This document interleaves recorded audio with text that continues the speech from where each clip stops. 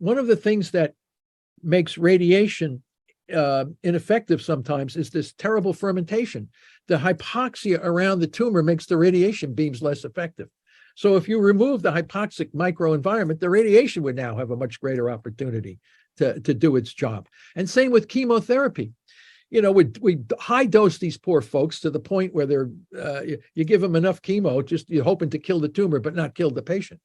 We can downsize significantly the amount of chemo that we need to give these patients. If the tumor cells from metabolic therapy are hanging on, they're trying to get energy, but the energy sources are being so restricted, these cells now become extremely vulnerable to low dose chemotherapy.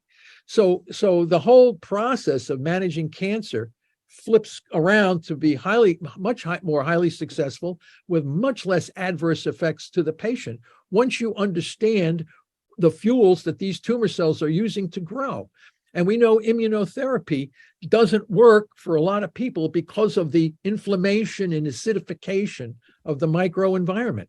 So again, they say, oh, immunotherapies, if you have this acidified microenvironment, they don't work. Well, get rid of the damn acidified microenvironment and then try your immunotherapy.